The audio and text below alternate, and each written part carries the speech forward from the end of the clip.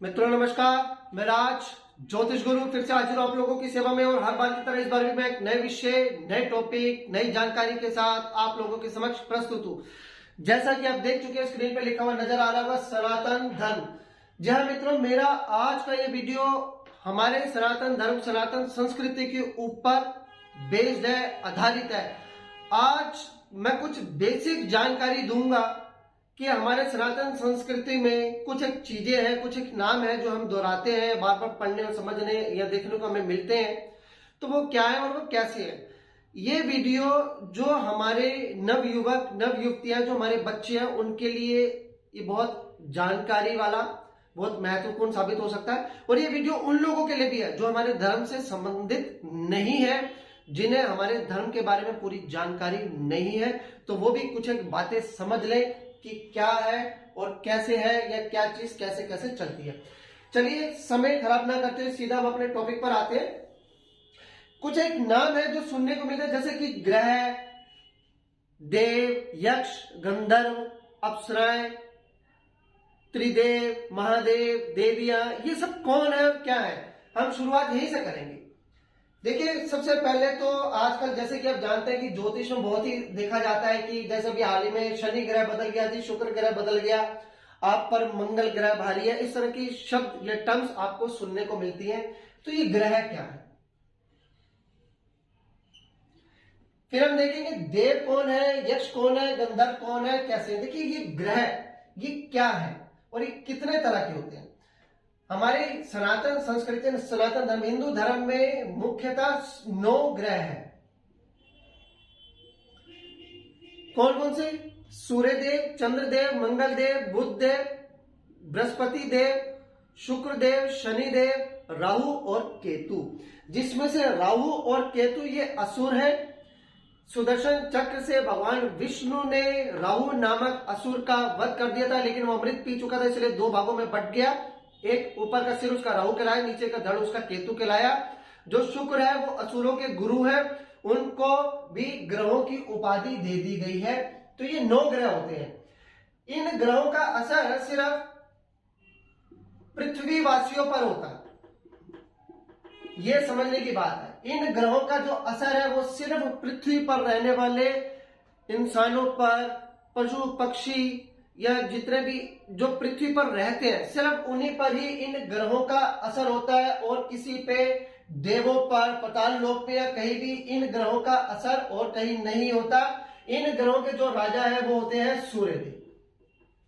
देखिए, बेसिकली इसमें से शुक्र, राहु, केतु, ये 3 असुर कैटेगरी में है, और बाकी जो देव कैटेगरी से लिए गए, इन सबको मिलाकर एक परिषद बनाई गई है ग्रहों की। और ये इसलिए बनाया गया ताकि पृथ्वी पर जो है हर तरह से जो काम है वो सुचारू रूप से संचालित होता रहे। इंसान अपने कर्मों का फल, अच्छा या बुरा जो कर्म वो करता है, उसका वो फल इन ग्रहों के माध्यम से उसे मिलता रहे। तो इस ग्रह परिषद के जो राजा होते हैं वो है सूर्य देव, और ये कभी नहीं बदलते, ये हमेशा यही रहते हैं। हालांकि सूर्य भी देव है, लेकिन इन ग्रह परिषद के वो राजा है, वो देवों के राजा नहीं है, ये समझने की बात है। ये देवों के राजा नहीं है, ये सिर्फ ये जो ग्रह परिषद है, जो 9 ग्रहों की एक परिषद है, उनके ये सूर्य राजा है। इन ग्रहों से ऊपर आते हैं देव। इन देवों के जो राजा होते हैं वो है इंद्र, जिन्हें हम इंद्रदेव कहते हैं। अब बहुत से लोग समझते हैं कि इंद्र किसी देव का नाम है। जी, इंद्र किसी देव का नाम नहीं है, यह उस पदवी का नाम है जो देव उस समय हासिल करते हैं। ये देवों के राजा जो बनते हैं उन्हें इंद्रदेव कहा जाता है। और अब तक 14 इंद्र, इस युग के 14 इंद्र बदल चुके हैं। इसके अलावा 2 बार असुर इंद्र बने हैं और 1 बार पशु में से इंद्र बने हैं, वृषभ, ये भी इंद्र बने हैं। तो मैं आपको फिर से बता दूं, इंद्र किसी का नाम नहीं है, इंद्र एक उपाधि है जो देवों के राजा बनते हैं, उनको दी जाने वाली उपाधि, उनको इंद्र कहा जाता है। ये देव इन सभी देवताओं के ये राजा होते हैं, और इनका मुख्य कार्य होता है कि जिन इनके अंतर्गत जितने भी देवी देवता आते हैं जो इनसे नीचे हैं, उन सबकी ये व्यवस्था देखते हैं। और पृथ्वी पर कब बारिश करनी है, कब सूर्य देव ताप बढ़ाएंगे या कब शीत ऋतु आएगी, वो सब इनके हाथों से ही व्यवस्था चलती है। ये ग्रहों की जो परिषद है, ये देव इनसे ऊपर होते हैं, ग्रह नीचे आते हैं, देव इनसे ऊपर होते हैं। अब इन देवों से नीचे होते हैं यक्ष और गंधर्व। ये इन देवों से नीचे, इनको कहा जाता है निम्न कोटि के देवता।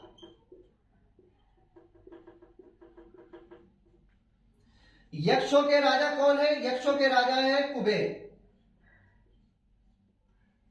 और गंधर्वों के राजा है पुष्पदंत। ये ब्रह्मा जी के पुत्र है पुष्पदंत। ये गंधर्वों के राजा है और यक्षों के राजा है कुबेर। जो गंधर्व है वो स्वर्गलोक में रहते हैं।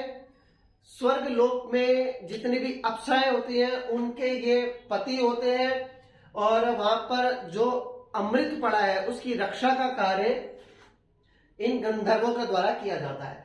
ये जो यक्ष होते हैं, ये जैसे कि कुबेर, ये धन और ये दिशाओं के जो मालिक होते हैं या दिशाओं के जो अधिपति होते हैं वो ये यक्ष होते हैं। ये सभी देवताओं के अधीन आते हैं, देवताओं से ऊपर नहीं होते, इनके ये नीचे होते हैं। चलिए अब और थोड़ा सा जानते हैं इनके बाद अब क्या आता है। देखिए, जैसे मैंने बताया कि इन ग्रहों का जो असर होता है वो पृथ्वी वासियों पर होता है। एक पृथ्वी के गर्भ में भी एक जगह है जिसे कहा जाता है पाताल लोक। हालांकि बहुत सारे तरह के और भी लोक होते हैं, लेकिन मुख्यतः हम पाताल लोक के बारे में करेंगे। पाताल लोक में कौन रहते हैं? असुर और नाग। इन ग्रहों का असर यहां पर भी नहीं होता। पृथ्वी के गर्भ में जितने भी लोग हैं वहां पर भी इन ग्रह परिषद का कोई असर नहीं है। सूर्य देव जी का कोई असर नहीं है, चंद्र देव जी का कोई असर नहीं है। असुरों के राजा आप जानते हैं ये बदलते रहते हैं। फिलहाल असुरों के एक राजा है बलि, जो अभी जीवित है, जिन्हें चिरंजीवी माना गया है, लेकिन समय समय पर असुरों के राजा बदलते रहे हैं। नागों के राजा है तक्षक। तक्षक नाग आपने सुना होगा, वो नागों के राजा है, पाताल लोक में रहते हैं जो नाग। असुरों में देखिए ऐसा नहीं है कि मानवों में ही जातियां या प्रजातियां होती हैं। असुरों में भी जातियां प्रजातियां होती हैं, नाग में भी जातियां प्रजातियां होती हैं। अब असुरों में कौन आते हैं? असुरों में आते हैं प्रेत, जिन, राक्षस, चुड़ैल, ये सब असुरों की भी जाति है। इसी तरह से नागों की भी अलग अलग जातियां होती हैं। चलिए अब और थोड़ा सा और समझते हैं।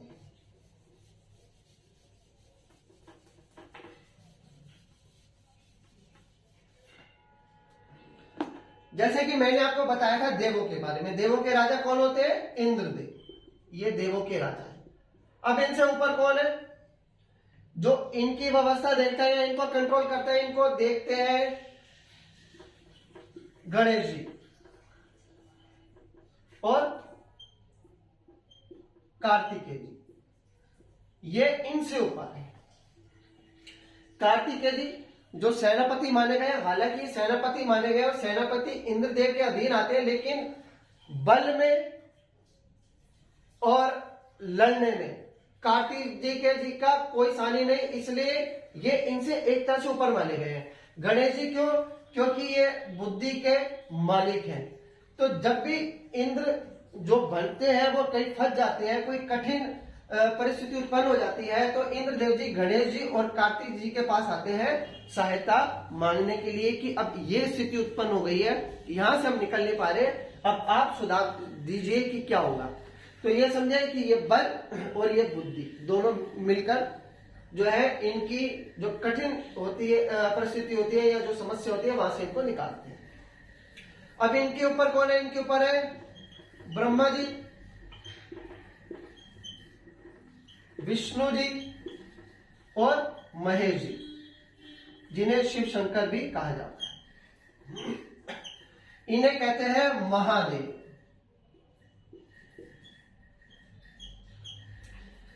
अब सबसे ऊपर है ब्रह्मा जी, विष्णु जी और महेश जी, यानी कि शिव शंकर महाराज। इनका काम सृजन करना, इनका काम देखरेख करना, व्यवस्था कैसे चल रही है वो सब देखना, और इनका काम अगर कोई चीज नहीं संभल रही या संसार को, विश्व को ताप दे रही है, संकट दे रही है, तो उसका विनाश कर देना। तो डिस्ट्रक्टिव शक्तियां महेश जी के पास है, कंस्ट्रक्टिव शक्तियां जो है ब्रह्मा जी के पास है, और विष्णु जी के पास इन दोनों शक्तियों का सम्मिलित रूप है। ऐसा नहीं है कि ये तीनों अलग है, ये तीनों है एक, लेकिन इन्होंने अपना अपना रूप जो है अलग अलग कर लिया व्यवस्थाओं को देखने के लिए, कि अगर आपको सृजन से संबंधित कोई समस्या है तो ब्रह्मा जी, पालन से संबंधित कोई समस्या है तो विष्णु जी, और अगर आपसे कोई चीज नहीं संभल रही है तो महेश जी यानी शिव शंकर महाराज जी, जिनके पास डिस्ट्रक्टिव पावर है, किसी भी चीज का क्षण भर में नुकसान कर सकते हैं। अब इन सब में सामंजस्य मैं आपको बताता हूं क्या है और कैसे है। देखिए, मान लीजिए कि किसी असुर ने, प्रेत ने, जिन ने, देव ने, निम्न कोटि के देवताओं ने, यक्ष ने, गंधर्व ने अगर ब्रह्मा जी की तपस्या की, और ब्रह्मा जी ने अगर उसे कह दिया, वरदान दे दिया उसके हिसाब से या कुछ भी, कि तेरी मृत्यु तीर से नहीं होगी या तेरी मृत्यु त्रिशूल से नहीं होगी, तो अब ये सब देवता, चाहे विष्णु जी है, महेश जी है, ये इनके नीचे जितने भी देवी देवता हैं, वो सब ब्रह्मा जी की उस बात का, उस वचन का मान रखेंगे। ऐसा नहीं है कि मृत्यु तीर या त्रिशूल से नहीं हो सकती, लेकिन फिर वो तीर और त्रिशूल का इस्तेमाल नहीं करेंगे। मान लीजिए कि अगर महेश जी ने यानी शिव शंकर महाराज जी ने किसी को कह दिया कि तू 100 वर्ष तक जिएगा, तो अब वो 100 वर्ष तक जिएगा, क्योंकि इनकी बात का मान सभी रखेंगे। इसी तरह से अगर इंद्रदेव जी ने किसी को वरदान दे दिया कि भाई तेरी मृत्यु सुबह होगी, मॉर्निंग में, जब तू 51 साल का होगा, तो अब चाहे कुछ भी हो जाए, सारे देवी देवता इंद्रदेव के इस वचन का मान रखेंगे, क्योंकि जब वो 51 साल का होगा और सुबह होगी तभी उसकी मृत्यु होगी। उससे पहले वो चाहे कितने भी खोटे काम कर ले, वो तब तक उसकी मृत्यु नहीं होगी। तो इस तरह से सभी देवता एक दूसरे के वचन का मान रखते थे, और यही कारण था कि विष्णु जी को समय समय पर अवतार लेने पड़े, शिव शंकर जी को समय समय पर अपने अंश अवतारों को उत्पन्न करना पड़ा, एक दूसरे के देवी देवताओं के वचन का मान रखने के लिए। अब प्रश्न आता है कि क्या इनके ऊपर भी कोई सत्ता है या थी? जी हां, इनके ऊपर भी सत्ता है, और वो सत्ता कौन है? वो सत्ता है महाशक्ति। ये परम शक्ति है। इन्होंने ही ब्रह्मा जी, विष्णु जी और महेश जी का साथ देने के लिए अपने आप को सरस्वती, लक्ष्मी जी और पार्वती जी के रूप में विभक्त किया। यही माता सती बनी, यही माता तारा है, यही माता पार्वती, यही माता कालिके है, यही सीता जी है, यही रुक्मणी है। तो जब जब जरूरत पड़ी है, जिस समय जरूरत पड़ी है किसी अवतार को लेने की या किसी समस्या को सुलझाने की, किसी कठिन परिस्थिति से इस देवताओं को या विश्व को बाहर निकालने की, तब तब माता शक्ति ने, माता जगत जननी ने विभिन्न रूप में अवतार लिया है। आप जितने भी नाम देखते हैं वो सब के सब, जो जैसे कि 10 महाविद्याएं हैं या जितने भी नाम है, जो वैष्णो देवी आप कहते हैं, जहाँ वैष्णो देवी, जहाँ जम्मू में जिनके दर्शन करने के लिए आप जाते हैं, वो भी इन्हीं का ही रूप है।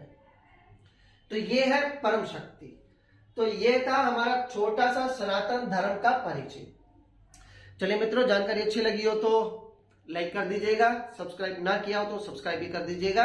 आपको लगे कि जानकारी किसी के साथ शेयर करनी चाहिए तो शेयर भी कर दीजिएगा। जय माता दी, जय श्री राम। खुश रहिए, स्वस्थ रहिए।